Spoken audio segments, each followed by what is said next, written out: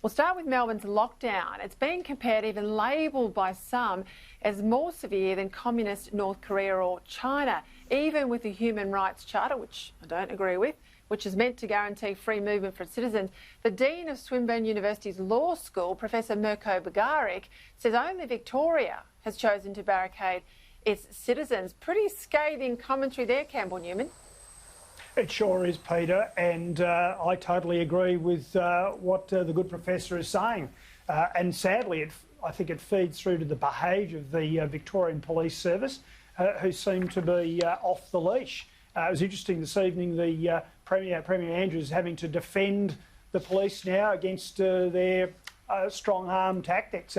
He should have brought them to heel a long time ago. Prue, I mean, this is going to go on and on and on. There's been a reprieve for regional Victoria today, as if we should be thankful, because of course we know why we're in this second wave mess in the first place, as if we should be thankful to the Premier. But of course, if you're in metropolitan Melbourne, there's no ray of light until the end of October, and really no significant change till the end of November. I mean, this will be the longest and toughest lockdowns in the world. It's astounding, isn't it? You know, I was talking to a friend of mine in Melbourne today, and I could hear in his voice how despairing he was. He's really normally an energetic, upbeat person, but the mental health impacts of this will be enormous. I just can't even fathom how bad they're going to be. And when you look at the children who've lost all this schooling for so many months now, what is it saying about this megalomaniac that's running this state? You know, the man is either a fool or so insecure that he needs to have this control. I mean, it's just inexplicable. It's disgusting. All right, today Twiggy Forrest Minderoo Foundation, billions of dollars to spend, have launched an ambitious plan to fireproof Australia.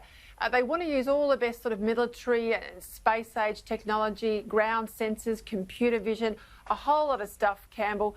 A lot of it actually is ex-military, really. You've been in the army. You know what it's like to deal with these big issues as a state premier. This is a good thing, do you think? Look, it's a very ambitious plan, Peter, and at this stage I haven't seen too many real details on it, but, you know, it's worth giving it a go. I mean, if the idea being that if you can get in and see where a fire has just broken out and immediately get at it before it's a conflagration you can't put out, well, that's a darn good idea. Of course, though, Peter, as you and many other people in this network have been advocating for many, many months, we also need better land management. We need to do the controlled burns as well. I think if you can combine them with fast reaction and detection of these fire events, we really might make a real difference. Yeah, and Prue MacSween's got to stop whinging about the smoke the other day from fire burns out in the Blue Mountains. I mean, if we want to seriously get these controlled burns happening in the weather that's safe to have controlled burns, which is about now, please, we're all in this together, aren't we? Well, one would think so, but, you know, you've got to engage your brain, and sadly not many people do. And you've got this influence of these greenies and these so-called progressives that have just sort of infiltrated all sorts of departments, and in particular the National Parks and Wildlife, and of course that charmer Matt Keane in New South Wales. I mean, until we can do the land management, until we can kill off the fuel, open the national parks, allow the fire trails to be open and accessible, to get rid of all the logs and let cattle through, you know, all the technology in the world is not going to help us. So sounds like a great idea, this new concept, but it's nothing without proper land management. Well, quick last word to you, Campbell Newman. I listened to the Premier yesterday saying she doesn't mind if she loses the election because she's doing what she thinks is right over these borders. I said at the top of the show, this is political spin. This is her mind is pushing her out, trying to mop up from what was a shocking week last week, wasn't it?